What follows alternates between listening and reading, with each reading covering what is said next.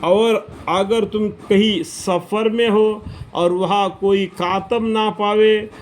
سو رہن کر رکھنے کی چیزیں میں جو قبضے میں دے دی جاوے، اور اگر ایک دوسرے کا اعتبار کرتا ہو تو جس شخص کا اعتبار کر لیا گیا ہے یعنی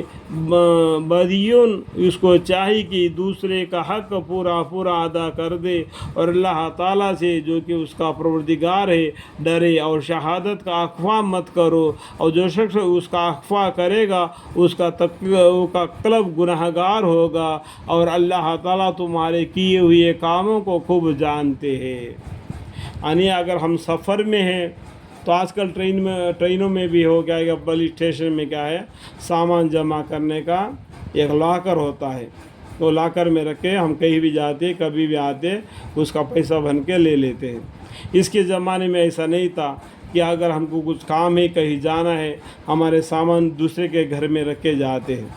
تو وہ اگر رکھ لیا تو اس کو جب وہ آ کے پوچھتا ہے تو اس کا سامان اس کو دے دو،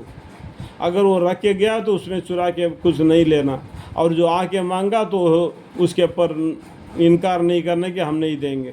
الٹے سلٹے باتیں نہیں کہنا۔ اللہ تعالیٰ نے قرآن میں کیا بولتے ہیں یہاں پر، اور اگر تم کہیں سفر میں ہو اور وہاں کوئی کاتب نہ پاوے سو رہن رکھنے کی چیزیں جو تمہارے پاس زیادہ ہے، سفر میں وہ چیزیں کہیں رکھنا چاہتے ہیں جو قبضہ میں دے دیا ہے دوسرے کے، اور اگر یہ دوسرے کا اعتبار کرتا ہو یعنی وہ ایک دوسرے کا عزت رکھتا ہو، تو جس شخص کا اعتبار کیا جائے یعنی بھروسہ کیا جائے یعنی بدیون اس کو چاہیے کہ دوسرے کا حق پورا پورا ادا کر دے۔ جب وہ کبھی آگے پوچھے گا کہ میں فلانا دن تمہارے گھر میں یہ چیز رکھ کے گیا تو میرے کو وہ چیزیں دے دو، تو اس کو ادا کرے۔ اللہ تعالیٰ جو کہ اس کا پروردگار ہے اس سے ڈرے، اور شہادت کا اخفا مت کرو یعنی جو تم پر بھروسہ کیا ہے اس کا دھوکہ مت دے دو، اور جو شخص اس کا اخفا کرے گا اس کا قلب گنہگار ہوگا۔ قلب مطلب کیا ہے؟ زبان۔ اور اللہ تعالیٰ تمہارے کیے ہوئے کاموں کو خوب جانتے ہیں۔ وَإِن كُنتُمْ عَلَى سَفَرٍ وَلَمْ تَجِدُوا كَاتِبًا فَرِحَانٌ مَّقْبُوضَةٌ فَإِنْ أَمِنَ بَعْضُكُمْ بَعْضًا فَلْيُؤَدِّ الَّذِي اؤْتُمِنَ